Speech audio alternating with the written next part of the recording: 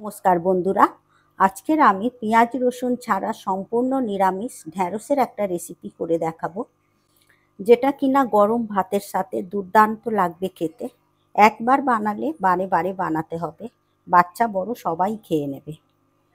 তো বন্ধুরা, আপনারা পুরো ভিডিওটা দেখবেন, আর ভালো লাগলে লাইক শেয়ার কমেন্ট করবেন, আর সাবস্ক্রাইব করে আমার পাশে থাকবেন। চলুন দেখে নেওয়া যাক আজকের এই রেসিপিটি। ঢ্যাঁড়সের এই রেসিপিটা বানানোর জন্য আমি আগে থেকে ঢ্যাঁড়স কেটে ভালো করে ধুয়ে নিয়েছি। এইভাবেই কেটে নিয়েছি, ঢ্যাঁড়সগুলো একটু বড় সাইজের ছিল বলে দু টুকরো করে কেটে নিয়েছি। আপনাদের কাছে যদি ছোট ছোট ঢ্যাঁড়স হয় তা গোটা গোটাও রেখে দিতে পারেন। সবার প্রথমে আমি এই ঢ্যাঁড়সগুলো ম্যারিনেট করে নেব। তার জন্য প্রথমেই দিয়ে দেব 2 চামচ বেসন। এই বেসনটা দিলে ঢ্যাঁড়সটা ক্রিস্পি হবে, আর তেলের গন্ধটাও খুব সুন্দর আসবে। 2 চামচ দিয়ে দেব বেসন। এরপর দিয়ে দেব লবণ, দিয়ে দেব হলুদ গুঁড়ো, আর 1 চামচ কাশ্মীরি লাল লঙ্কার গুঁড়ো, আর দিয়ে দেব মৌরি 1 চামচ। এই সব উপকরণগুলো ভালো করে ঢ্যাঁড়সের সাথে মাখিয়ে নেব।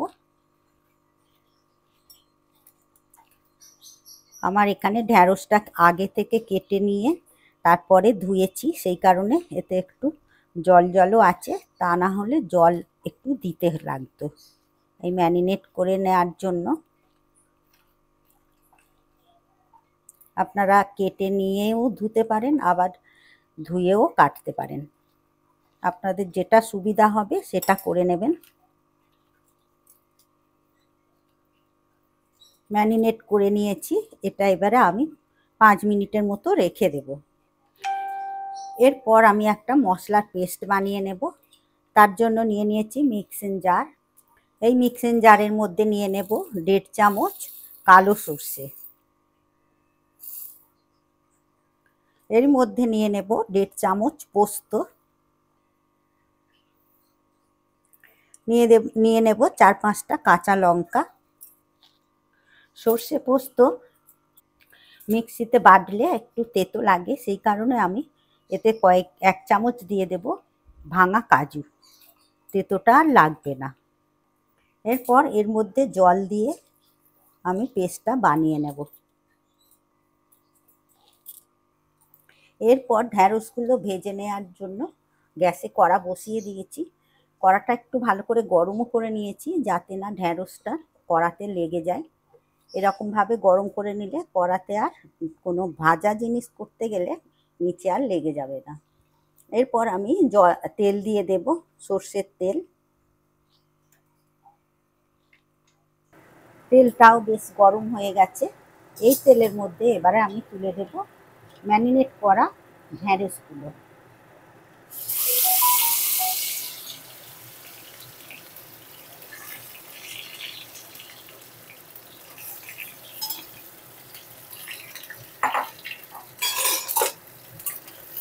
নিয়ে ঢ্যাঁড়সগুলো ভালো করে ভেজে নেব,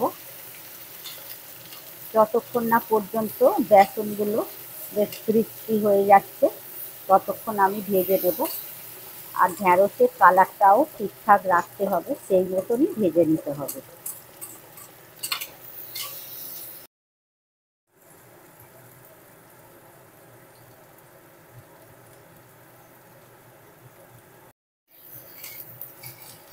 ঢ্যাঁড়সটাও ভাজা হয়ে গেছে, দেখুন ঢ্যাঁড়সের কালারটাও ঠিকঠাক এইভাবে রাখতে হবে।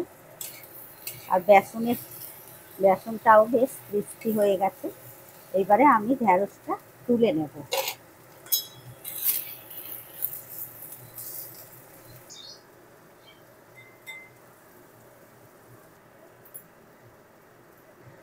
ঢ্যাঁড়সগুলো তুলে নেওয়ার পর এই কড়াতে আরও একটু তেল দিয়ে দেব।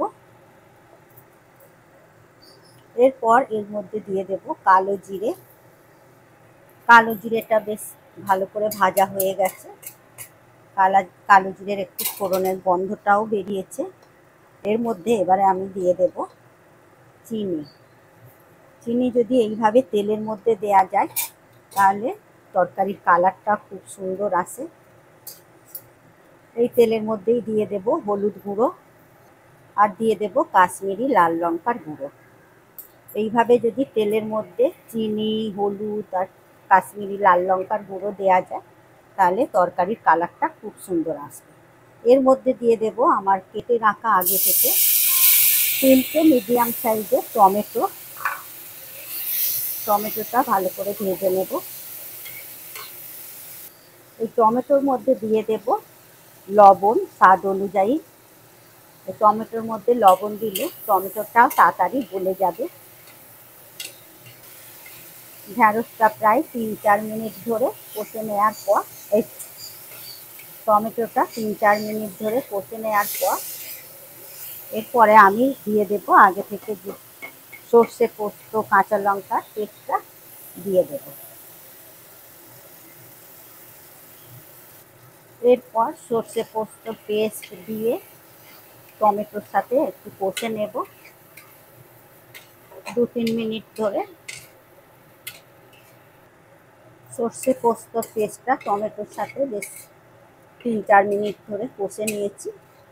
এবারে আমি দিয়ে দেব গরম জল। মিক্সিং জারটা ধুয়ে নেব, ধুয়ে নিয়ে ওই জলটাই দিয়ে দেব।